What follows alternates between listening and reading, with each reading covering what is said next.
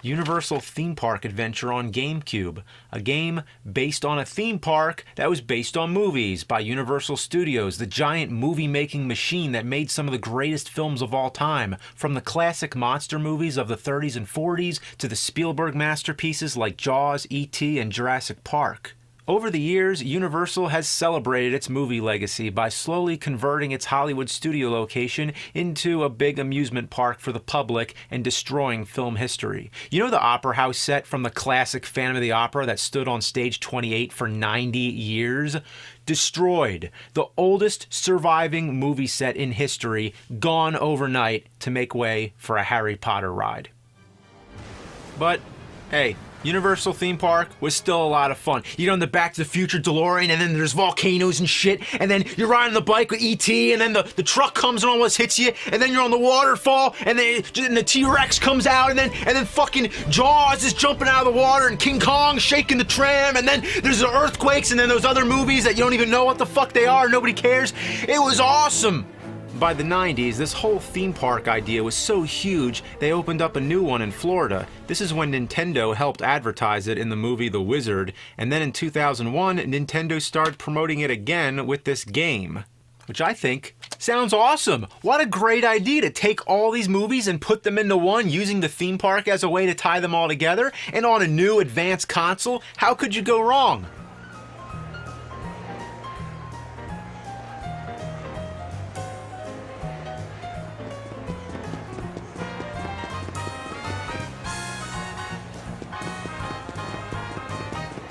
What the fuck is this shit? You're a kid running around the park. While the graphics are fine and definitely seem to represent the basic idea of what a Universal theme park looks like, the camera angles are a problem. First of all, it never moves. You know how in most other three-dimensional games like Super Mario 64, which came out years before, the camera follows the character around? Here, the camera is in a fixed position and only switches to another angle when you reach a certain point on the screen. So you might have to run far into the distant background or all the way up into the foreground without even knowing what's ahead of you. So finding your way around is a total nightmare. Sometimes when you come to a new screen, you start out in the background. You're just a tiny dot somewhere on the screen, obscured by a crowd of people. Where am I? Oh, there I am. It's like a game of Where's Waldo. Now let's get on some rides. What's this? There's a line? Yes, at theme parks you have to wait in lines, but why'd they include that in the game? Could they have left that out? But this is even worse than real life because Woody Woodpecker won't even let you get in the line, even though there's less than 10 people. Could you imagine going to Universal and the lines are that short? That would be your lucky day. That would be like a 2-minute wait. But no, Woody's gotta send you away. Like, go away, asshole. Fuck you, you Woody Bunny fucking Pecker piece of shit. You know what you have to do to get in the line? You would never believe this. You have to pick up trash and put them in trash cans.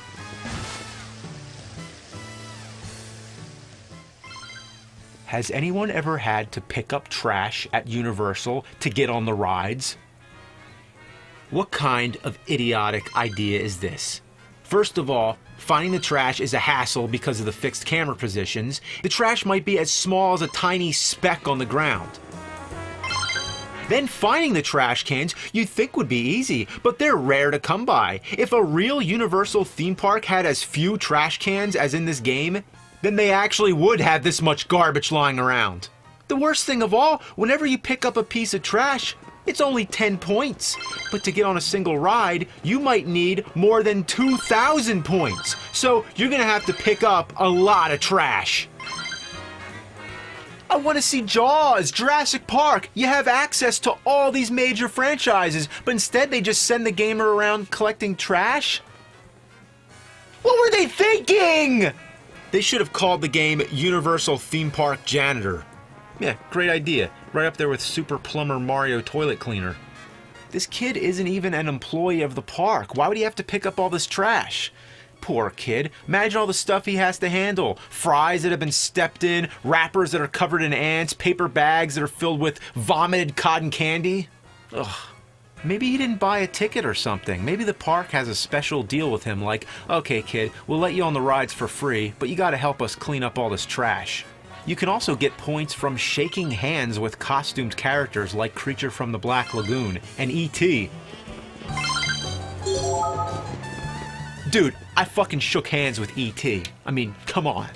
So you get all this trash, throw them in the trash can, get enough points, and then guess what? You still can't get on the rides because you have to cash the points in at the store and buy a fucking hat. Remember that time you went to Universal? They wouldn't let you on the rides unless you wear a stupid fucking hat. And each ride has its own special hat. How do all those other people get in the line? I don't see them wearing hats. At last, let's talk about the rides. They're just little mini games that end quicker than an actual Universal ride. Back to the Future, you're just flying around in a DeLorean through prehistoric times trying to stop Biff, who's also in a DeLorean. Jaws, you're on a boat trying to throw things at the shark. Surprisingly, the camera actually moves, but you still have no control over it. It takes forever to aim, and the shark moves way faster than you, so chances of hitting it are slim. You have as much luck trying to time jerking off onto a passing car. Believe it or not, this game actually makes the NES version of Jaws seem excellent. Jurassic Park, this is just a simple rail shooter. Move the crosshairs and shoot the dinosaurs. This may have worked as an arcade game that you drop a few quarters in, not something you'd sit and play at home. Like an arcade game, it's over just as fast, although much more expensive than 75 cents. E.T., yes, the dreaded E.T., made almost 20 years after the so-called worst game of all time on the Atari 2600. But would you believe, I shit you not, this version is far worse. The control is so bad, all you do is fall, fall, and fall. I can't figure out these controls, it makes me look like an idiot, but I swear, I'm really trying. Imagine playing Excitebike blindfolded, with the controller upside down coated in rubber cement while seated on a wild bull. And just when you start to get the hang of it, the game ends. Waterworld. Gotta include Waterworld whenever you're talking about great Universal classics. This one isn't even a game at all. It's just a virtual recreation of the Waterworld stunt show attraction at Universal Hollywood, which is a great stunt show, far better than the actual movie. So, for those of you who didn't get to see it live, here you can witness the finale when they crash the plane into the water, splashing the front rows to an ecstatic, screaming crowd of nobody. Must be a slow day at Universal. Then there's Backdraft, which is surprisingly the longest of all the games and probably the best, or should I say the least worst. I feel bad for this young kid who has to put out fires without even wearing any protective gear. As always, you have no control over the camera and may not even see a fire until you run smack into it. The fatal flaw that destroys this almost playable game is the confusing controls. Every time you step into another room or the camera angle changes, the joystick becomes reversed, so you have to reorient yourself and figure out the controls again. It's a mess. And if it seems like I breezed through these really quickly, that's because they're over real quickly. There's nothing more to say. That's all, folks. They're mini-games, sub-games, an afterthought to the main game, which is just going around collecting garbage. A metaphor of my life. You'd think they would have made the rides the main part of the game, but instead they focused on the whole mission of trying to get on the rides.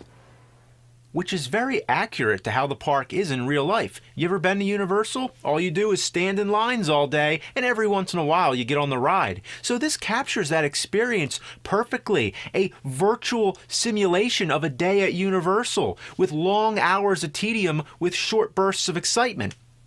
Except if you're collecting trash the whole time. I should also mention that the main goal of the entire game is to collect stamps. Yeah, apparently there's a big stamp collecting contest going on at Universal, so every time you finish one of the rides, they give you a stamp. So shooting at dinosaurs, flying around a DeLorean, throwing barrels at sharks, all that is just about winning a stamp collecting contest. If I went on a ride at Universal and they gave me a stamp, I'd be like, what the hell is this? I'll tell you, that's one time at Universal when you'd see me throw something in the trash can, or better yet, I used a stamp on an envelope that I'd send a letter to the game developers asking them, how the fuck did you take so many popular franchises and fuck them up so bad? Even LJN, when they fucked up Jaws and Back to the Future, it was one at a time. Not all at once, and that was NES. This is GameCube. I thought by now games this horrible would be extinct. I didn't even know it was possible to make something so rancid. I guess we'll just leave it at, it was a poor excuse of a game, just a shitty exploitation to promote the theme park. But it even fails at that. It's the worst promotion of all time. Have you ever seen the Universal theme park TV commercials? They were never like, visit Universal Studios theme park, experience the thrill, ride the movies, pick up fucking trash. The only theme park on earth where you get to clean up after everybody else. Nothing gets you closer to the movies than wearing funny hats and collecting stamps. Book your trip now. But seriously, the park's dirty. We need someone to clean it. Well, only one more present left. You want to take a peek? Yeah, let's take a peek.